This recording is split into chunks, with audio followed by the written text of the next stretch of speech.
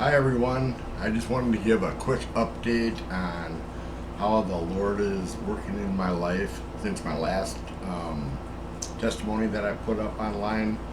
I think it was a little over a year ago. There's like two areas that I want to cover in this update.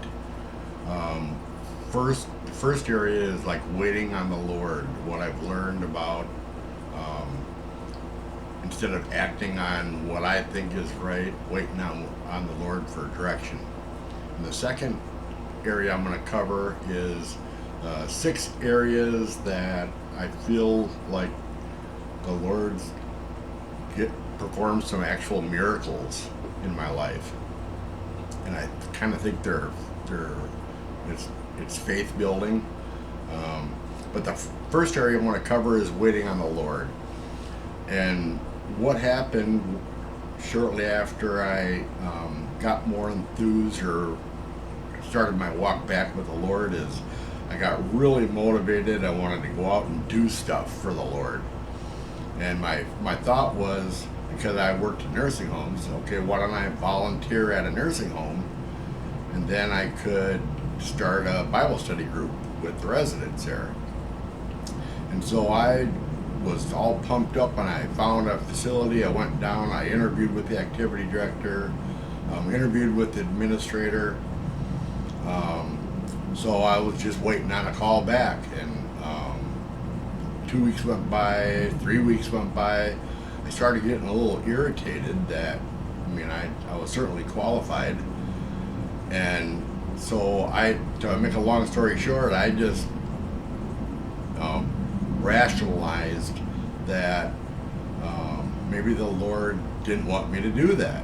I was reading in Exodus at the time, and I remember what came to me was the episode where the Lord was ticked off at him for not going into the promised land, and once they got in there, he told them to go up after a king, and they didn't want to, and then he rebuked them for it.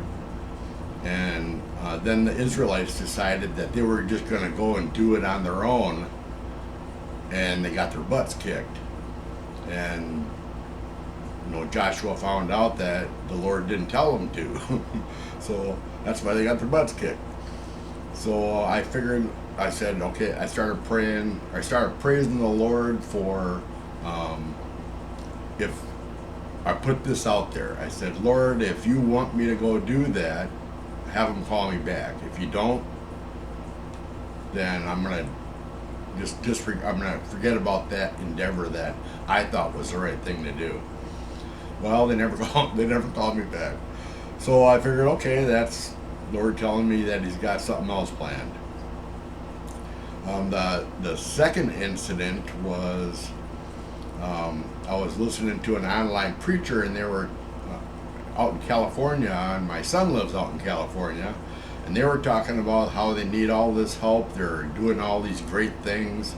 They're going to do child trafficking, have a house or a facility for online trafficked kids, and provide care for them. And I'm going, okay, nursing home administrator, I can probably help with that. And I sent this really long letter to the church and gave all my qualifications and offered to work there full time for free. And plus, I got a maintenance background, so I figured I could help with a lot of stuff. And I was all pumped up. I was going to be able to move closer to my son, and so same thing. I sent that letter, and nobody called me, nobody contacted me back. So I sent a follow-up email saying I was getting kind of irritated, and I said, "You're turning down free labor." And in one of the services, he's saying, "If anybody can help, send us an email to this address, and we'll follow up with you, and we'd welcome you here." Well, they didn't follow up with me, so I sent in a follow-up one saying, nobody's contacted me back. Well, this one really nice lady sent me an email back saying, I'm going to forward this immediately to the person over projects and expect to get a call back. Well, another 2 weeks went by and no call back. So I said to the Lord, Lord, if you don't want me to do this, then don't have them. If I don't hear back by this date, then that's something you don't want me to do. Well, I didn't hear back, and so I'm going, okay, this is just confirmation that I'm in the wilderness. And well, while that's going on, and I can give a couple more examples of that, but you get the point. The Lord started doing some really cool stuff in my personal life with just living here. You know, I've lived there's 6 things I want to cover in this. One is sleep. The second one is a feral cat that I have. The third one is weather. The fourth one is I'm going to be careful how I say this, but an issue that I've had most of my life with my back. The fifth one is an issue I had with my vehicle, my car. And the sixth one is regarding mayflies and palmetto bugs down here in South Carolina. Well, sleep, the first one. My entire life, especially my working life, I average 30 plus years, 35 years almost. I was in the habit of going to bed around midnight. I'd get up at 5:30, 6 o'clock in the morning. Never needed an alarm clock. I averaged 5 to 6 hours a night sleep. 7 days a week. I worked 7 days a week. Never took vacations. My body went to bed at midnight and got up between 5:30 and 6. That was just, well, I'm retired now. And I would like to sleep longer if I could. And so I'd get up in the morning at 6 o'clock in the morning. Usually I'm getting ready for work, and I get up now. You know, I've lived here 5 years now. And I get up in the morning and there's nothing to frickin' do. You know, you get tired of looking online and doing all that stuff. And so I just started believing the Lord for a good night's sleep. And in the mornings when I said my prayers and right before I go to bed every night, I just start thanking the Lord for a good night's sleep. Well, since I started doing that, I've slept probably 3 nights a week. I sleep 7 to 8 hours a night. I usually go to bed at 10 o'clock and usually get up at 6:37, somewhere around there. But some days I've slept until like 8 o'clock, sometimes not one or two times 9 o'clock. I've never done that since I can remember, slept that much. No, it was never an issue with me when I was working, but it's from my perspective, that was a miracle. And I used to get up like 2 or 3 times in the night, and I'm sleeping through probably three nights out of the week. I don't wake up at all at night. One or the other nights I'm up at least once to go to the bathroom or something like that. But to go from 5 to 6 hours to 7 to 8 hours, I think it's a miracle for me. Second thing is that feral cat that I have.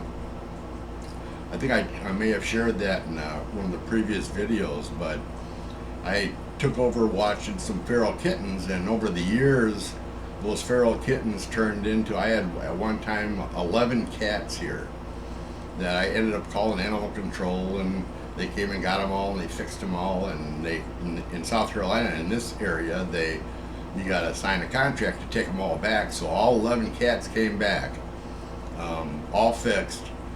Well, I'm down to just having one cat now. And this one cat is the one that the Lord healed its leg when it was a little kitten. And it's the only one I got left now. All the other ones either ran off or whatever happened to them, I don't know. But so I started, I haven't named it yet. I still call it Kitty or cat. But I started believing the Lord and praying that the Lord would influence the cat's mind to come to me when I called it and to let me pet it. Because every time I'd walk out there, I'd just put my hand out and the cat would run off. It was a feral cat. And over the next probably month or so, the cat started warming up to me. And it may have been just a natural thing. Pets do that. But this cat, I'd say, kitty, kitty, and the cat would come running.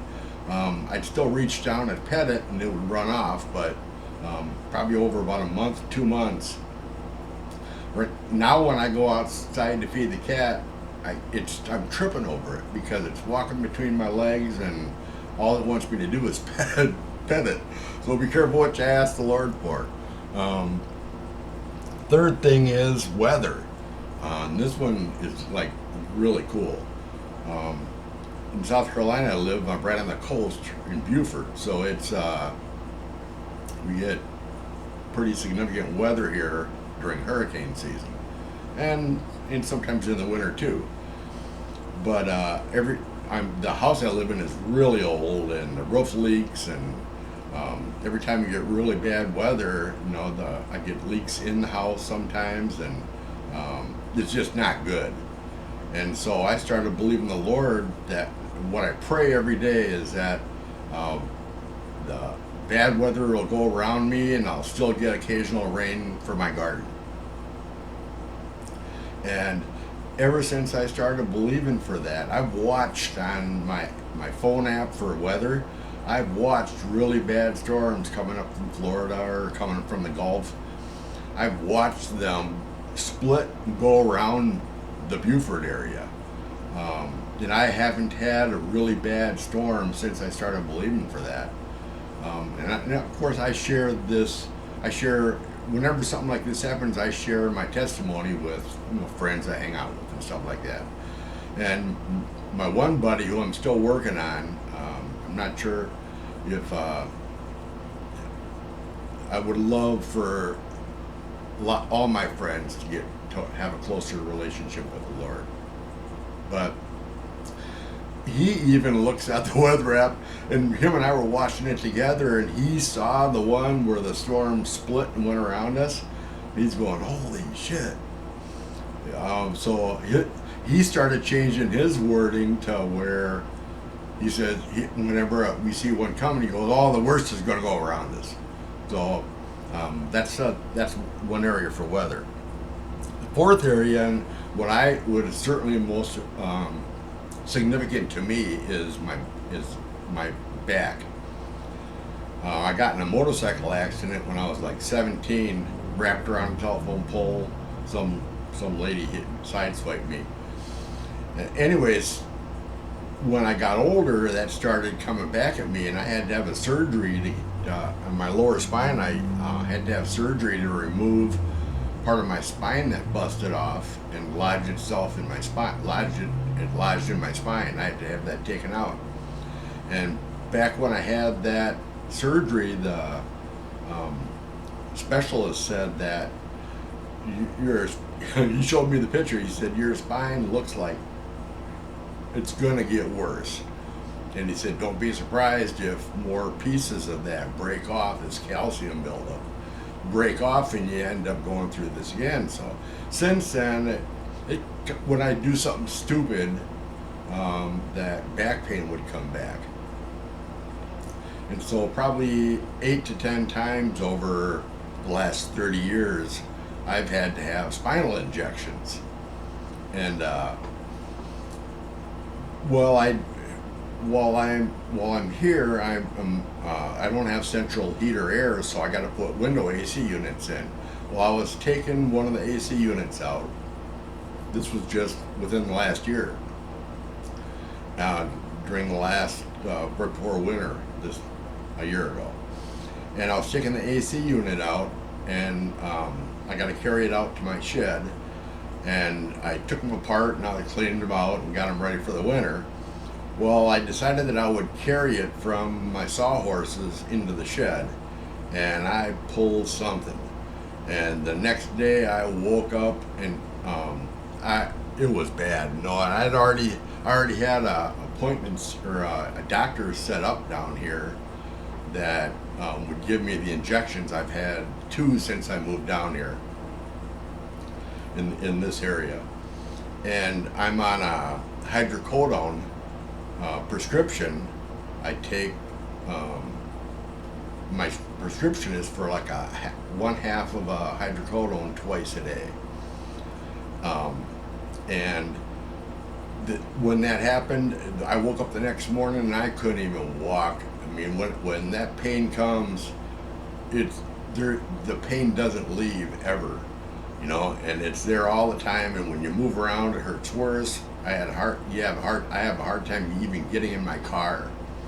And so I had an appointment for a med refill that was like 4 or 5 days later. So I was when this happens to me, I was taking 4 to 6 hydrocodone a day, and I was about to run out, but my appointment was coming up. So I called up the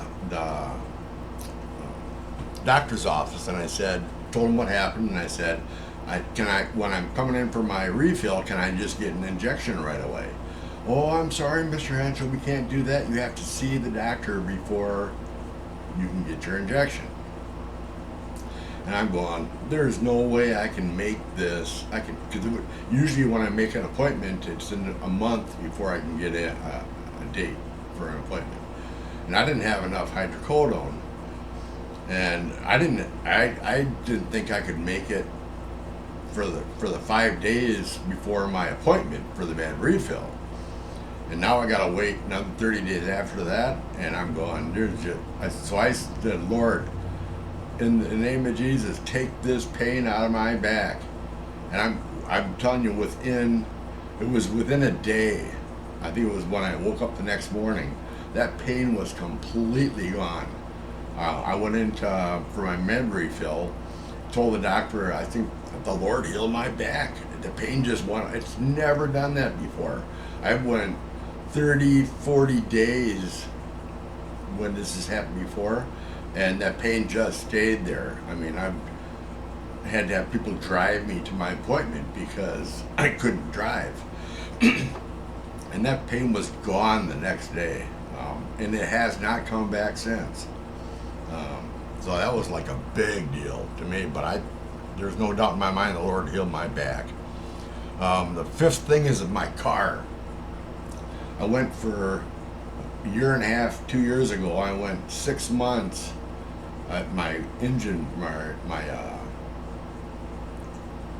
blew because of losing coolant, overheated, and I had to have a major job done to it. Well, it took them forever. I went 6 months without a car. Had to walk to the grocery store, and for 6 months I had to get rides everywhere I needed to go, and it was not a good time.